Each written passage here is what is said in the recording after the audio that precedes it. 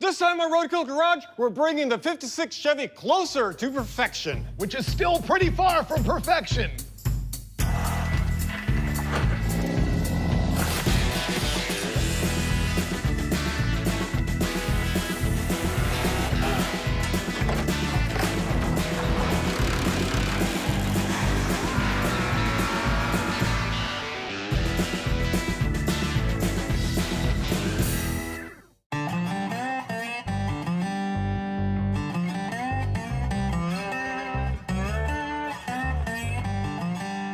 So do you think it's been marinating long enough, Freiburger? I don't know, it's been protected from destruction by this car cover. You went all out on this. Well, actually, I didn't. Not you. The camera crew put the cover on it because if they hadn't have, they'd be listening to me whining about how it got destroyed with dirt and rain up to this point. I know, but look, it's pristine. It's not corroded. No, it's pretty good. It's just a little dusty. Think it'll run? Oh, yeah, let's fire this thing up. Yeah. Oh, it's got a blown rear end. We can't drive it away. Fail, blown rear end. One of the things we need to fix in this episode, I forgot about that.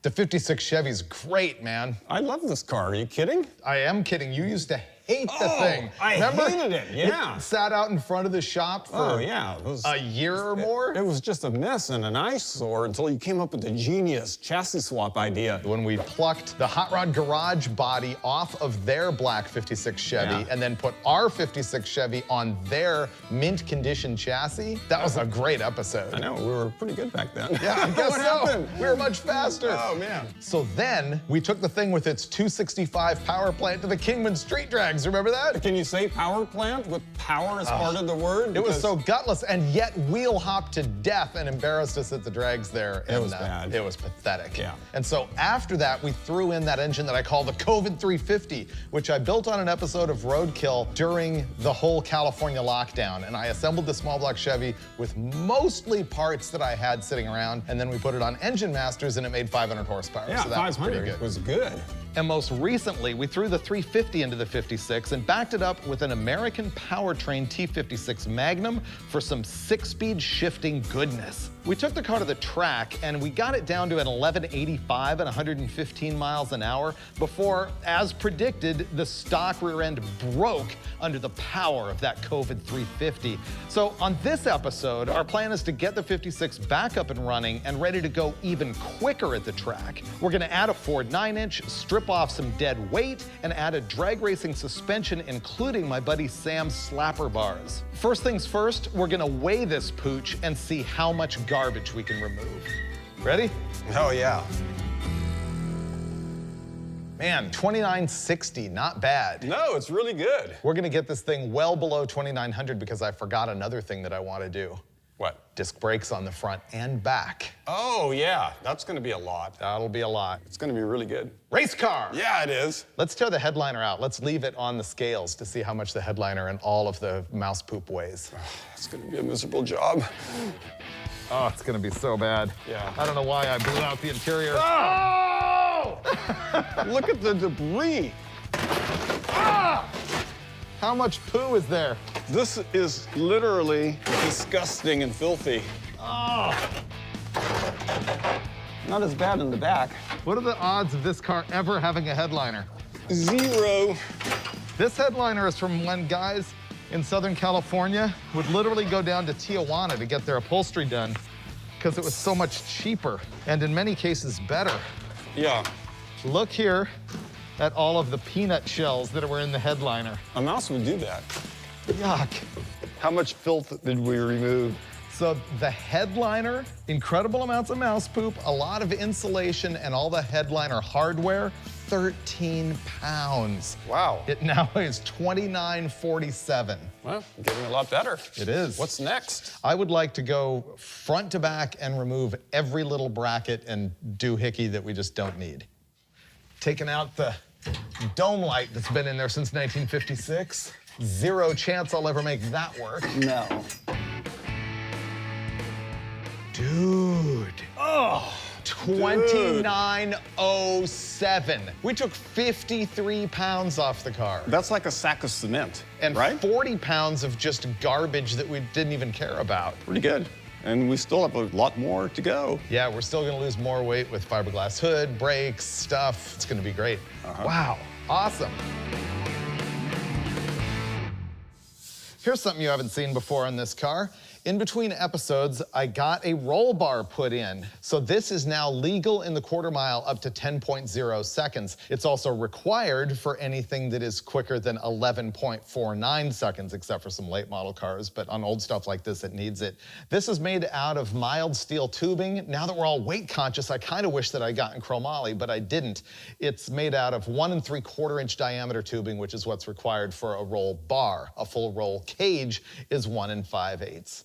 Anyway, what's interesting about this bar is that it is legal, but it only has one door bar. You'll see I did not get one installed on the other side, both for weight and simplicity and for a passenger getting in and out. So what I'm gonna do here is get rid of the rust that got on it from sitting in Steve's backyard. I'm gonna rub it all down with Scotch-Brite. This is green. Actually, Steve's gonna get me some red, which is a little bit more aggressive than this green, so I can scuff the very light rust off of it and prep it.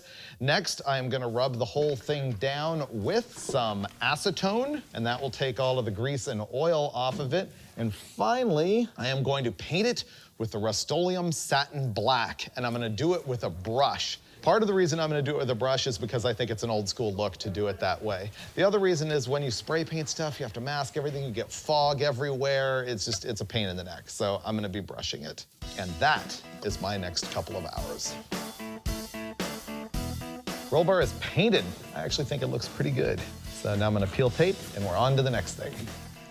Enough fooling around with like the cosmetic stuff and the lightweight stuff. For now, anyway, we gotta get the Ford 9-inch rear end in it. If you remember, the last time you saw this in an episode of Roadkill Garage, I launched it at the track and it blew up the stock 57 Chevy rear end. I bought a new one from our buddy Cleet, who works at the track, and we're gonna throw it underneath the back of this thing. And that's urgent because then I have to get a drive shaft made, and I also have to figure out if these wheels still work because the new rear end's just a little bit narrower than the stock one. Okay, rear end's ready to come out. Let it push my way. This looks good. Whoa! That didn't work. All right, that drum is past that spring. If you can clear that shock. Now I have to clear this shock. Yeah, this shock I can't clear because of the snout of the thing. The snout? Yeah, go down. Okay, and then I was gonna turn this nose up and then jack that up, I think. Okay, you're on the spring now. I'm gonna pick it up and drag it over the spring, okay? Yep. You could just teeter-totter it and slide it right on out. Yep. Man, you want me to give you a hand? Oh, Freiburger. Barefoot even. Bam!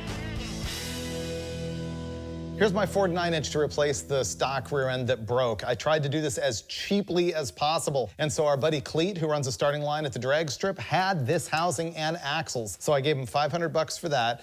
The rear end is a True Track and 411 gears. And I had that sitting around from the F-Rod project when it was in its very first stage. So I really wanted to put 457 gears in the thing, but I already had this sitting around, and free is better than good. So that's what we're gonna do. All right, we're gonna put the housing in, and then the center section, and then the 31 spline axles, and afterwards we're gonna figure out some traction bar situation. We're gonna be replacing these. We just slammed this in so we can put the center section in, but before we do that, I have to get studs in the housing. So let me grab those.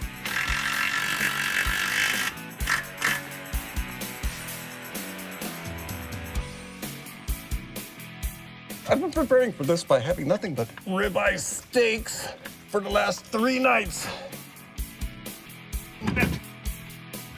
Oh. And safety nut is on. Woo! We need to hammer The bottom of it, yeah. That was that bean and cheese burrito just solved that problem. Did it work? Oh yeah, of course. There we go. And that is how you smash a diff into your car. You know what's gonna be a miracle? Is if the drive shaft fits. Does it? No, drive shaft is actually gonna be too short. And a different U-joint size. That's a mess. Okay, new drive shaft is coming. We'll have to measure up for that. But I think first we're gonna slam the axle shafts in.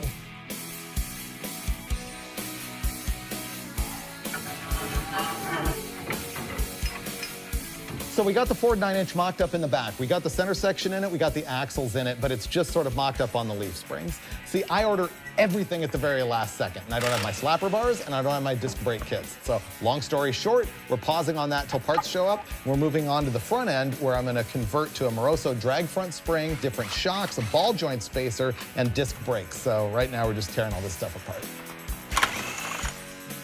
Okay, now all that junk's out of there. While David's up front taking the suspension apart on the 56, I'm back here working on these. These beauties are called Slapper Sams. They're made by our buddy Sam Strube, who helped us with the F-Rod project, and he custom made these for us. They're not commercially available. In fact, slapper bars for a Tri-5 Chevy are not readily available. According to Sam, it's set up with the perfect instant center for off-the-line performance at the drag strip. And that's something that we need because we've never had the correct rear suspension reaction. The car previously had solid link. Basically, it pretty much takes all the spring out of it, so it's not a very effective design. As the spring compresses, it goes through an arc, and that length change is not accommodated by this kind of a suspension device.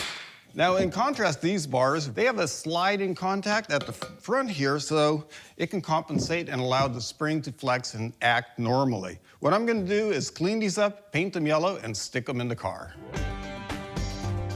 I stacked on the scale every single thing that I removed from the brakes on one side of the car, and it's 30 3/4 pounds. The question mark is, how much lighter are the new disc brakes that I'm about to install?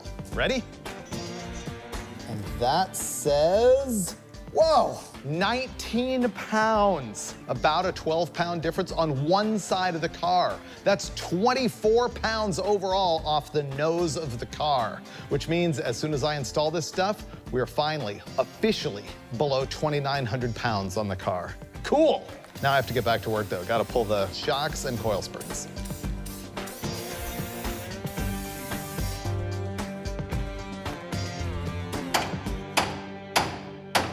Got it. It popped. Oh, good. Yep. That's a pretty long spring. That's a pretty long spring. And look how thick it is. Holy cow, no wonder this thing rode like a truck. There we go. Got it.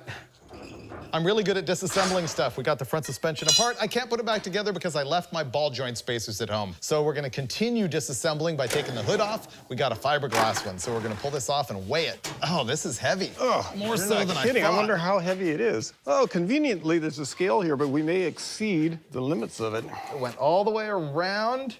It's 44. Okay, I'll buy that. Okay, now let's open our fiberglass one. Where do you want to put this? In the back of my truck? Yeah. There you go. All right.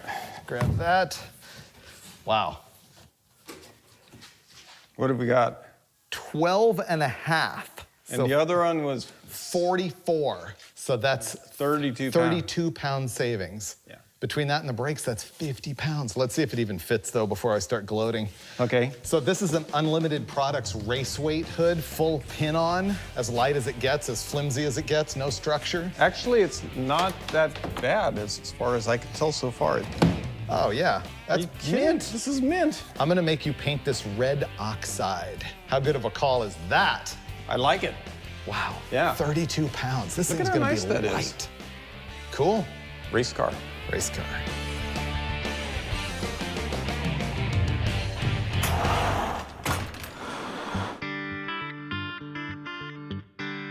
We need to fabricate hood pin brackets. I think we need a couple up here going this way, I agree. and then a couple just like right here.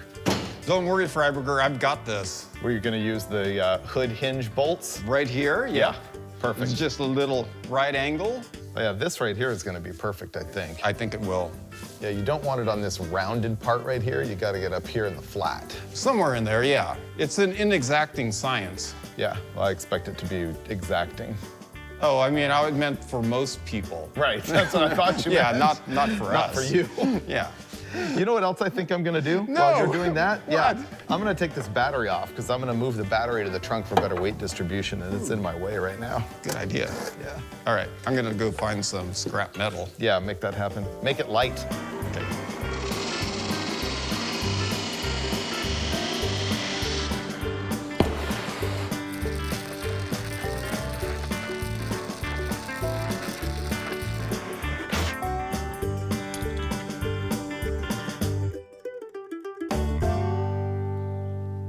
Well, we're jumping all over the place with this project based on what parts we have on hand. We started working on the rear end, then we disassembled the whole front end, then we started working on the hood. Well, Steve is still up there making brackets for the hood pins, and now I'm able to move back to the rear suspension because the slapper Sams are fully painted yellow now by Steve. And do you remember I was talking about how I had to have some disc brakes in order to set my wheel spacing with the brackets and everything? Well, those arrived and they were completely wrong, and I wasn't gonna make that happen. And so I'm going to instead use this kit that I had sitting around for another car. This is a complete drum brake setup, heavy, that you could get from Curry Enterprises. It's an 11-inch drum. So what I'm gonna be able to do now is take apart our mocked up U-bolts and install the slapper Sams for real. So sure enough, this hole that centers the slapper bar on the pin on the leaf spring, the hole's too small, so it won't go over the nut that's holding the leaf spring together. Not gonna work. So I probably need to hog that, but you don't want to overhog because that is actually positioning this whole shebang. Okay, I got the hole enlarged so it fits the pin in the spring, and I'll find out if the slapper bar hits the brake backing plate. Yes. So I have to whack these right here, and then I have to whack these all down, and that's all because this rear end has been narrowed, putting all this stuff in contact. Okay, now I should be able to put this whole thing together. There's that. Then I need this little spacer because the axle here has a tapered roller bearing on it, and that tapered roller bearing has to have just the right amount of preload. And if I just ramrod this one all together, it pinches the bearing too tight. So I needed this spacer in order to make the preload not too much. Okay, now this guy.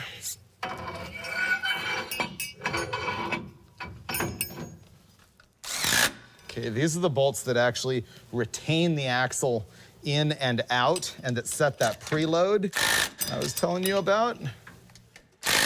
So with those tightened in there, I want to make sure that this still spins freely, which it does. I suspect I have more end play than I want. I wish it had a little more preload than that, but that's kind of the hand I've been dealt. So there you go.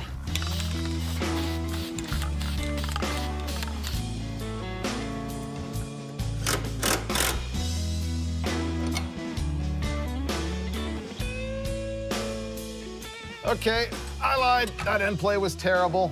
It had way too much play in it with this spacer in there. It's too thick. So what I'm gonna do is take up that space instead by making my own gasket that goes on the end of the housing here in between the axle housing and the back of the brake backing plate. Look at that, right? See where I'm going with this? Yes.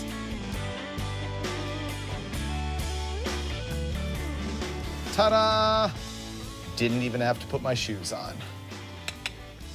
Okay, I think we're done here. That spacer made the bearing way too loose. One gasket made it way too tight. Two gaskets made it just right.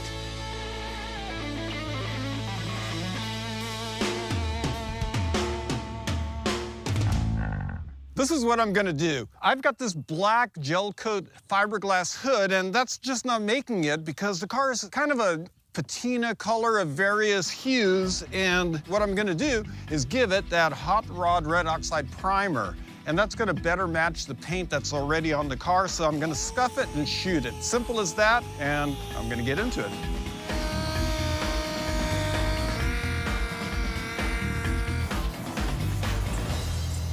Our whole goal with the suspension makeover on this thing is to make it hook better at the drag strip. That's why we put the slapper Sams in the back. And in the front, we're gonna have Moroso coil springs that are meant for drags, and also drag racing shocks, lightweight brakes, and this the first thing that I'm going to install and talk about, which is a ball joint spacer for the upper control arm. So these were cool way back in the day, in the 60s, and you saw them advertised often as a lift kit. Well, that's not lift as in making the whole vehicle sit taller.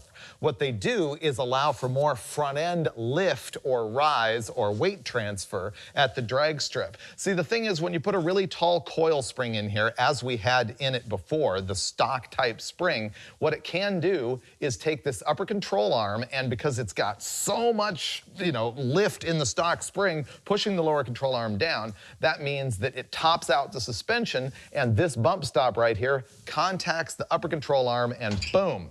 And what that means is that the car has no droop whatsoever. There's no way the suspension can drop more than it is right there.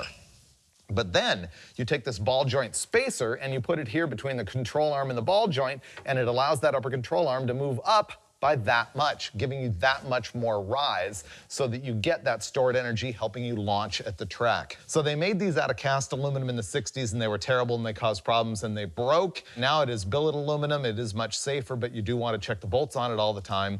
If you've got a car that has a coil spring on top of the upper control arm, like a Mustang or early Fords or an early Nova or an AMC, then the ball joint spacer does actually lift the car. It actually loads it differently too, and the ones that are cast aluminum do break, so that's real sketchy. This is safe-ish if you really pay attention to keeping your bolts tight on your upper ball joints, and it's gonna help this thing launch the track. So that's gonna be the first thing that I'm gonna install before I move on to the coil.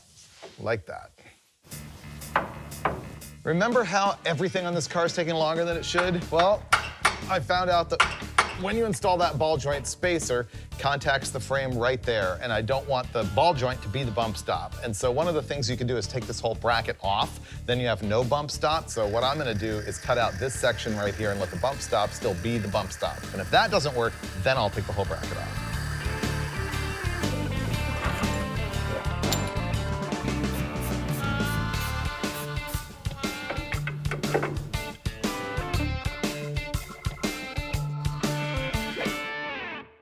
What I'm doing here is mixing up a little bit of primer to paint the hood, and I'm using a red oxide primer, and I'm gonna add a little bit of hardener to make it dry a little bit faster. It's not really the recommended product for this product, but it will help it go off. And I'm just going to reduce the whole thing down with some urethane reducer to get it the right consistency to spray out of a siphon feed gun. So here goes. A little bit of this, and I'll let that filter through, but it's gonna take too long to filter through because it's thick, so I'm gonna help it along. And like magic, it goes right through the filter. Now, really, you want to filter into a measuring cup, but I'm not gonna do that. I want a certain viscosity. There's a device called a viscosity cup, which will measure the viscosity, which is the thickness. But I'm just gonna stir this with the stick until it feels right. That feels pretty good, and then add the right amount of hardener. Now, I liken it to cooking. Some people will take out the measuring cup, the tablespoons, and stuff like that, but the real pros, what do? They don't mess around with that. A little pinch of salt, and that's the way I like to mix my paint. I just whip it up until it's perfect. And now it's time for the taste test when I put that sweet layer of red oxide on the hood.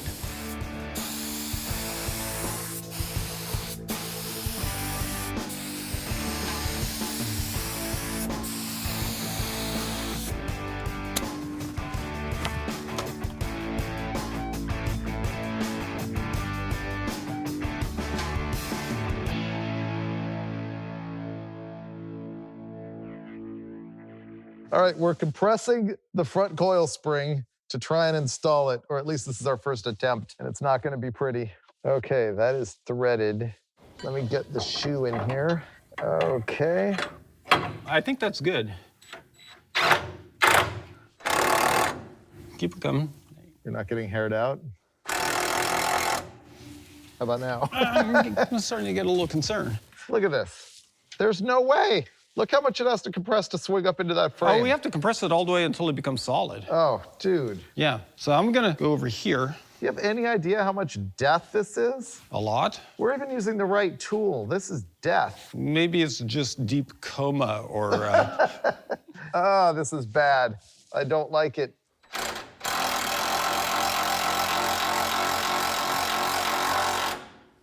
All the way till it's solid. This is not happening, dude. Why? What's the matter? It's not gonna compress enough. You gotta compress it all the way.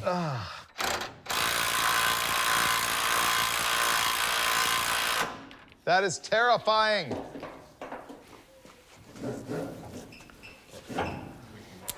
That's moving pretty good.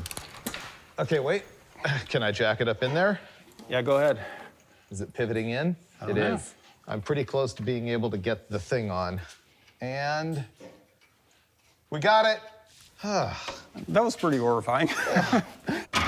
Well, Steve took his own life in his hands and got the coil springs installed in the front without me, which was amazing. Now I'm moving back to the rear end of the car where I told you I needed to measure up and figure out how to get some different wheels and tires on the thing because of the narrowed rear end. So let's go through that. The rear end that came out of the car originally was 60 inches from wheel mounting surface to wheel mounting surface. This one is 58, which would be perfect if it had the disc brakes on there that I planned that have about a 1/4 inch disc brake rotor hat that goes over there that would space the wheels out by a 1/4 inch. Unfortunately, with the drum brakes, it's a little bit narrow.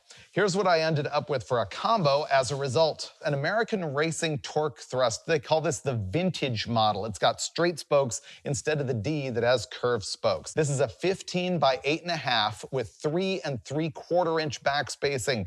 Really, it would have wanted to be 3.5 inch back spacing so I didn't have to use the spacer, but that's virtually impossible to buy. The tires are Mickey Thompson DOT legal 28 by 11 50/15, and here is a tip about that. If you've got these slicks that have grooves in them so that they're street legal or at least have a DOT rating on them, they measure up the tire a little bit differently than they do a real drag racing slick. So this is a 28 by 11 50/15. An actual drag slick would be a 28 by 10 50/15, even though all of the measurements on the tire are exactly the same. It has to do with how they do the DOT one differently, I think, on the section width instead of the tread width or something like that. Let's bolt this up and see how it looks.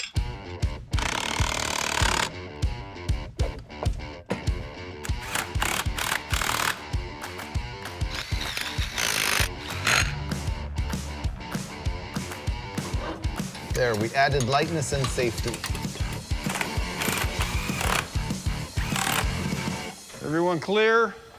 And the verdict is? Look how soft it is, dude! Whoa! Wow! I wonder if we could actually get it off the ground by bouncing it. I think we can. Let's try. Ready? Yeah.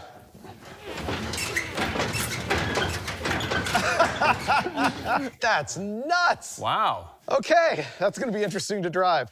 We did the bounce test and learned 2 big failure points. One, our brake hoses are way too long. Second of all, the tires hit the headers on full compression. And I'm gonna have to figure out how to make a bump stop to stop that because I don't wanna come up from a wheelie, come down, lock up the tires on the headers, and go directly into the wall. But we're not worried about that right now because we're actually gonna finish this car in the next episode of Roadkill Garage. Do you have any idea how much work we have left to do? Probably a whole episode worth? Exactly. That's what I figured.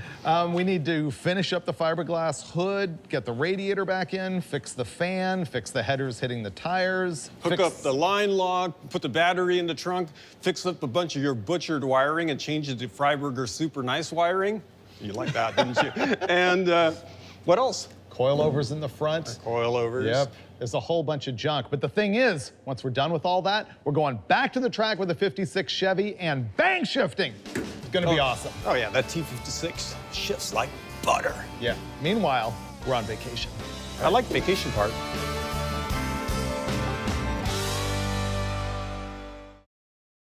So what were you gonna say? I was gonna say, I want you to go back to cardboard because you're like Moses with the tablet there, and I find it kind of intimidating. No more plywood for you. What was the Mel Brooks movie where Moses comes down, he's like, the 15! 10 commandments. It'd be a lot easier to get work done that way. Yeah. Steve, here's our list. Oh, hey, we're done. Yeah. Well, really holding.